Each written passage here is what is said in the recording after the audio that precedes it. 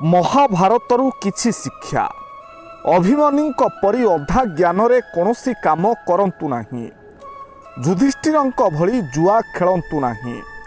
ଦ୍ରୌପଦୀଙ୍କ ପରି ଅନୁପଯୁକ୍ତ ସ୍ଥାନରେ ହସନ୍ତୁ ନାହିଁ। ଦୁଶାସନଙ୍କ ପରି ନାରୀଙ୍କୁ ଅପମାନ କରନ୍ତୁ ନାହିଁ।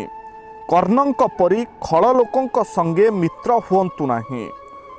ଧୃତରାଷ୍ଟ୍ରଙ୍କ ପରି ପୁତ୍ର ମୋହରେ ପଡ଼ନ୍ତୁ ନାହିଁ।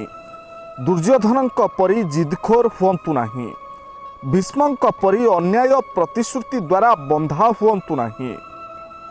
ଅଶ୍ୱତ୍ଥାମାଙ୍କ ପରି କ୍ରୋଧରେ ନିୟନ୍ତ୍ରଣରୁ ବାହାରକୁ ଯାଆନ୍ତୁ ନାହିଁ। ଗାନ୍ଧାରୀଙ୍କ ପରି ଆଖି ଥାଇ ଅନ୍ଧ ହୁଅନ୍ତୁ ନାହିଁ। ଆଉ ଦ୍ରୋଣାଚାର୍ଯ୍ୟଙ୍କ ପରି ଅଧା ସତ୍ୟରେ ବିଶ୍ୱାସ କରନ୍ତୁ ନାହିଁ।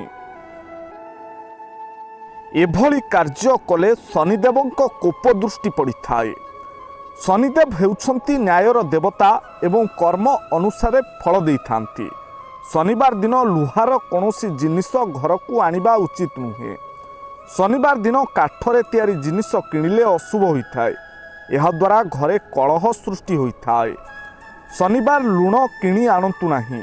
ଏହାଦ୍ୱାରା ଘରକୁ ଦାରିଦ୍ରତା ଆସିଥାଏ। କୌଣସି ପ୍ରକାର ତେଲ କିଣିବା ଉଚିତ ନୁହେଁ। ଏହାଦ୍ୱାରା ରୋଗରେ ପୀଡ଼ିତ ହୋଇଥାନ୍ତି। ଶନିବାର କଇଁଚି କିଣିବା ଦ୍ୱାରା ନିଜ ଲୋକଙ୍କ ସହିତ ସମ୍ପର୍କ ଖରାପ ହୋଇଥାଏ। ଶନିବାର ଦିନ କଳା ରାଶି କିଣିଲେ କାର୍ଯ୍ୟରେ ବାଧା ସୃଷ୍ଟି ହୋଇଥାଏ।